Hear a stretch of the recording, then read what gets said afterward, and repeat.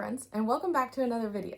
So, today we're going to be talking about Words of Radiance, Brandon Sanderson's second novel in his Stormlight Archives. This is going to be a spoiler-filled review, so I just wanted to put that out there first before you continue with this, just because I have things to talk about and I cannot be vague. So, first, this so far is my favorite Stormlight book. I've heard that through the series, this is people's favorite out of the 5 books. And I'm sure I will figure out why, like, as I continue in the series, but this had everything. So in the first book, it basically was pretty much getting everything set up. Yes, there was character development, there was a little bit of character growth, I think. There was action, there was political scheming, there was world building, there was all that stuff in the first one. This one just built on the first one, but it had more of the magic. We got to see more of the magic, we got to learn more of the magic, and this one also had Easter eggs in it. I did watch a review where, like, he went in and said all the Easter eggs, but 2 of the big ones that stand out in this one is, first, you don't entirely catch on right away, which, to be quite honest, I didn't catch on to this, but there's a sword master in here named Zahale. And he trains Adolin and Renarin, but then also offered to train Kaladin with shard blades. Kaladin, at first he turned him down, and then later on went back and said, I want you to train me. Well, I guess Zahale is actually Vasher from Warbreaker. So that was really interesting, and it was very, very it was a small hint as to how, if you would be able to pick up on it, and it's because he said something with colors. So there was that. But then at the end, where the assassin in white, Kaladin kills the assassin in white, or at least he thinks he does, but the assassin is reborn or comes back or does something.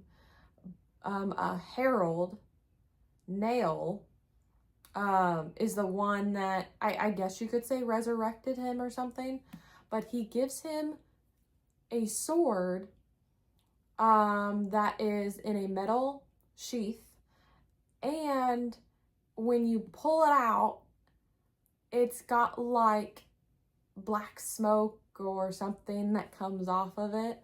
Well, then it talks to Seth. So right then, I caught on to that one immediately. I was like, oh, Nightblood. That's Nightblood from Warbreaker. But then it's like, I got my head like, how in the heck are they here?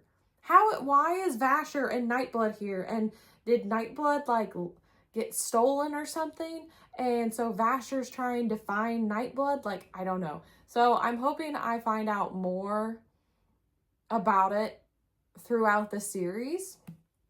But then, like, you see also a little Easter egg, which I thought was pretty cool, that I didn't pick up on either, was Hoyd, or Wit. In this book, he is Wit. He plays an instrument for Kaladin when Kaladin is in the prison, and he has perfect pitch. Well, right there, you know that comes from Warbreaker, because you have to have a level you have to have a certain number of breaths to reach a level to have perfect something. So we know that Wit has a certain number of breaths for him to have perfect pitch. So that was really interesting. But back to Words of Radiance. So absolutely fantastic book. Loved every single minute of it. I loved reading from every single point of view, to be quite honest. Like in the first book, I kind of preferred to read from Shallan. I'm saying Shaladin because in this one, Adolin and Shallan are betrothed or whatever, so they start having a relationship. So Shadowland, I guess. But Shallan, I preferred to read from her in the first book, in The Way of Kings. And I think it was just because, to me, it was just more interesting. That plot line, not that Kaladin's or Dalinar's plot line wasn't interesting. It was. But there was more to the magic with Shallan than the other ones. Like Kaladin was just starting to get the magic. There was no magic with Dalinar, and I love the magic. So I think that's why I drifted to liking Shallan's chapters a little bit more. But in all of these POVs was fantastic. I enjoyed reading from all of them. What really took me for a twist was when Brandon killed off Jasna. I was like, what? But then you come to the end of the book, the epilogue, and Jasna's actually alive. She was just in Shadespar. It's like, okay, how in the hell did she go to Shadespar?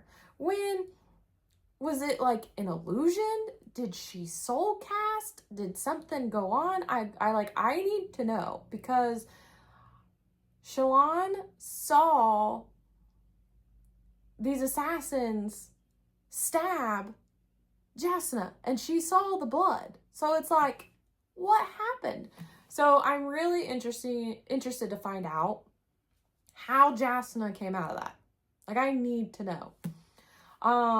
Also, what I thought was really interesting was Shallan's backstory in this one. And how, like, she actually killed her mother in self-defense, obviously, but like you find out it's self-defense, and her dad took the blame for it. But then because of that, it's really her fault that her family is falling apart, like through the whole thing, because her dad took the blame for killing her mother when it was actually Shallan. And it was really her spren. Like, you know, so she needed something to help her, and her spren, who it wasn't like clear if Pattern was with her at a very young age, but it's not clear if she knew he was with her. So like he became a blade for her to help defend her against her mother and the other guy, her lover or her friend or something.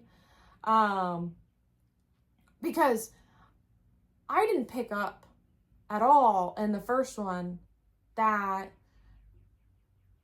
Pattern was with her because of like her little dagger or anything like that. I had no idea that that was Pattern until I watched some videos, and I'm like, oh my gosh, really?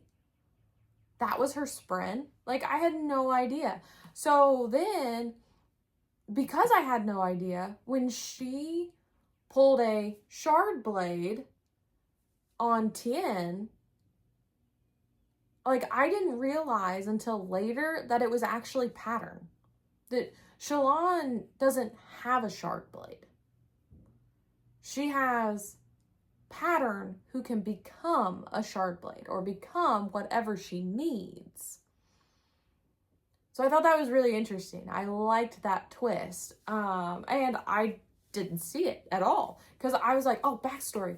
I need to know where she got this shard blade. But she never actually got a shard blade. It's her spren. Because I also didn't know that the spren could become anything until Syl came back to Kaladin and became a shard blade, a spear, a shield, anything like that. I was like, oh my gosh.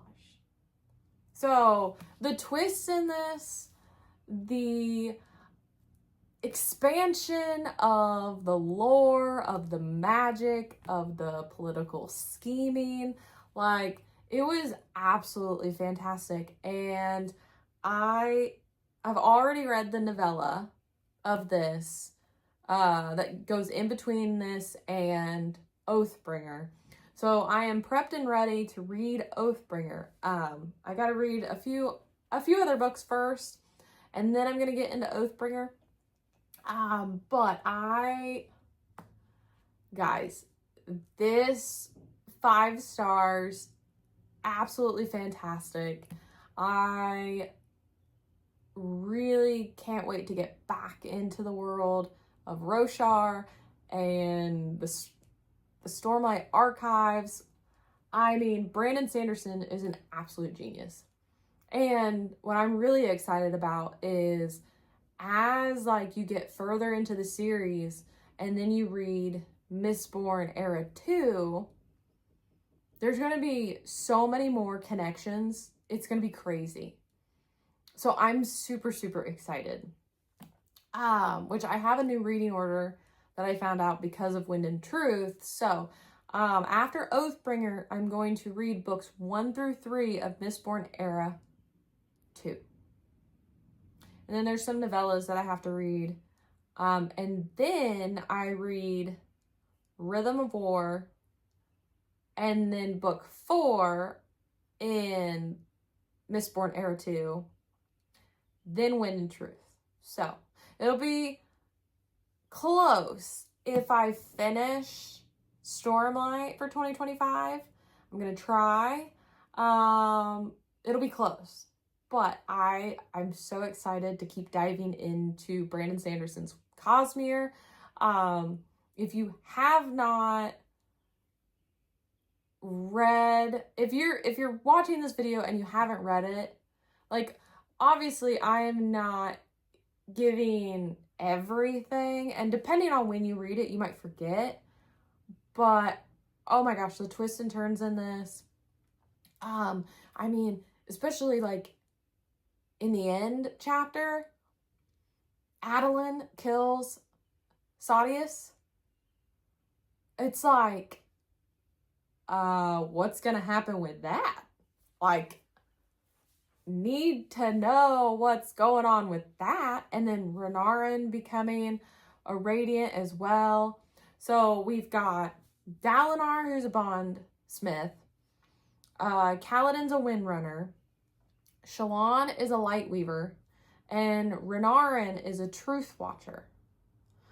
So we know what Shallan and Kaladin can do in this book. And I'm sure that in the next several books, it's going to expand on what they can do.